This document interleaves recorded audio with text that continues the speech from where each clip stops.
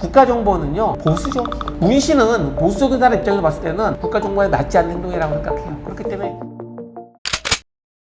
국가정보원은 신입들에 들어가는 것 중에 보통은 들어가는 건 7급 공채예요. 대부분은요. 사실 9급도 있어요. 9급 공채는 고졸도 많이 들어갑니다. 7급과 9급 공채가 무슨 차이가 있냐 물어보게 되면 물론 시험도 다르지만 하는 일 자체가 달라요. 7급으로 들어오신 분들은 우리가 알고 있는 정보 요원으로 활동하는 것이고 9급으로 들어가는 거는 기능직입니다. 기능직. 운전하고 사진 찍고 뭐 행정이라는 기능직. 근데 지금 블라인드 채용상 고졸이 국가정보원에 들어가는데 어떠한 장애도 없어요. 근데 실제는 거의 안 돼요. 고졸이라도 한다는 게 아니라 국가정보는 우리나라에는 모든 분야가 다 정보 수집의 대상이 되거든요. 그렇다면 내가 일정한 전공 받았던 부분도 국가정보에 관련해서 당연히 필요한 부분이에요. 그게 어떠한 전공이든 간에. 그런데 고졸은 그 3, 4년만큼의 전공에 관련된 경험, 정보에 지식이 없는 거예요.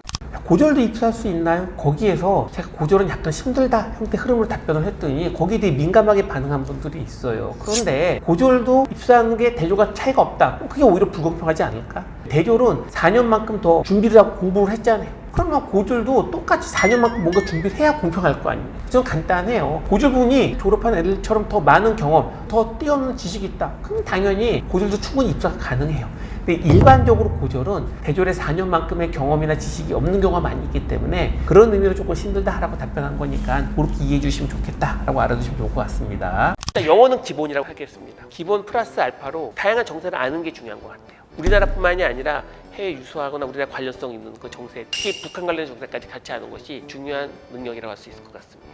가장 좋은 스펙, 단순히 어학적으로 좋다가 아니라 할 수 있는 나라 말이 많다. 그 다음에 경험적으로 보게 되면 국가정보원에서 특히 선호하는 경험이 몇 가지가 스펙을 물어보는데 사실은 더 이상 스펙이 중요하진 않아요. 블라인드 채용을 하기 때문에 스펙을 가지고 하기 때문에 스펙이 제일 중요하다고 할 수는 없거든요. 근데 내가 했던 다양한 준비는 어필해야 되는데 다양한 준비에 관련된 분이 그 스펙이 될 수 있어요. 예를 들어서 북한 관련된 정보 수집을 하고 싶어. 그럼 북한에서 잘 알아야 될 거 아니에요. 그럼 통일 관련된 세미나나 연구 활동을 참여할 거나 그런 학생들 유리할 수밖에 없다라는 거죠. 그러니까 기본적으로 거기에 관련된 준비를 하는 것이 좋다라는 걸 알아두시면 되고 국가정보원의 업무가 뭐냐? 결국은 정보의 수집과 분석이라는 거죠. 그러니까 기본적으로 정보 수집 분석하는 많은 훈련, 경험상 자체가 국가정보원 입사에 중요한 스펙이 될 수밖에 없다라는 정도는 알아두시면 좋을 것 같습니다.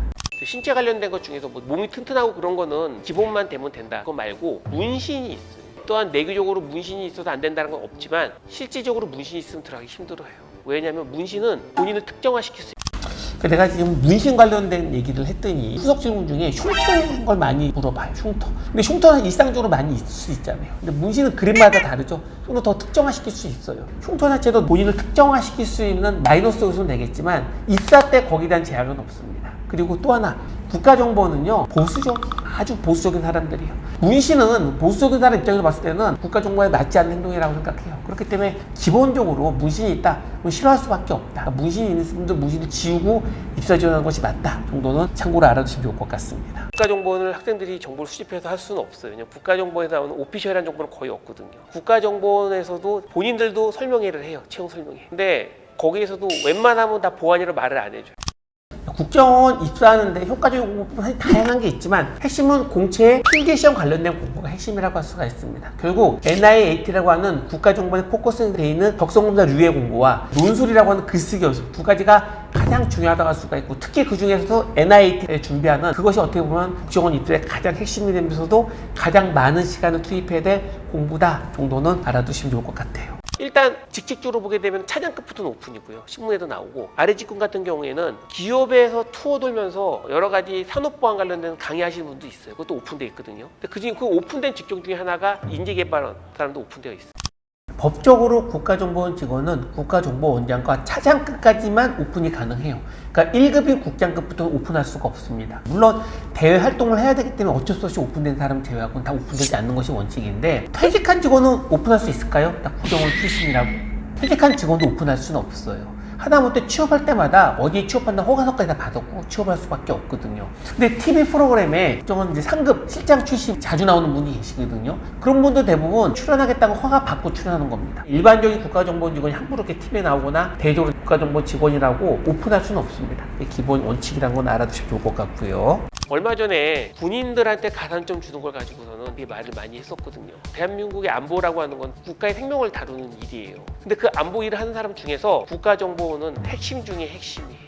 시청자께 전하고 싶은 말 할 때 실은 제가 되게 세게 말했어요. 우리나라에서 군인에 관련해서 가산점을 주거나 일정한 취업 혜택을 주는 거에 대해서 반감하는 분이 너무 많아서 되게 세게 말했더니 이 촬영한 유튜브 관계 직원이 이러면 안 된다고 댓글이 엄청 날 거라고 막 겁을 줘가지고 그럼 내가 많이 순화시켜 주세요 라고 해서 올린 영상이거든요. 사실 제 생각은 지금도 동일해요. 일단 우리나라가 주식이나 그런 부분이 다른 나라에 비해서 상대적으로 하향 평가되는 가장 큰 이유가 뭐냐? 안보 이슈거든요. 북한과 혈 맞닿고 있다라고 하는 안보 이슈가 가장 크기 때문에 그래요. 근데 그럼 반대로 말하는 뭐냐면 그렇게 위험한 안보 관련된 거 책임져 준 자체부터가 단순히 우리가 생활을 안전하게 한다는 것뿐만이 아니라 우리나라 국력 자체가 향상될 수 있는 중요한 역할을 한다고 할 수 있거든요. 젊은 청년들이 인생에서 2년 가까운 시간을 나라를 지키는 데 헌신하는 그 내용에 관련돼서 우리나라 많은 사람들이 존경, 감사한 마음을 표현하고 거기에 대한 혜택을 주는 것이 너무나 당연하다고 생각을 합니다. 그러니까 거기에 관련돼서 뭔가 세상적 끼고 안 좋게 보는 순간서부터 군이라고 하는 분이 더 인식이 안 좋아지고 또 가기 싫어지는 그런 현상이 날 때부터 국가의 안보도 흔들릴 수밖에 없어요. 우리가 조금 더 국가 안보 일을 하는 사람에 대해서 인정해주고 또 존중해주는 그런 분위기가 필요할 것 같아서 얘기를 했었어요.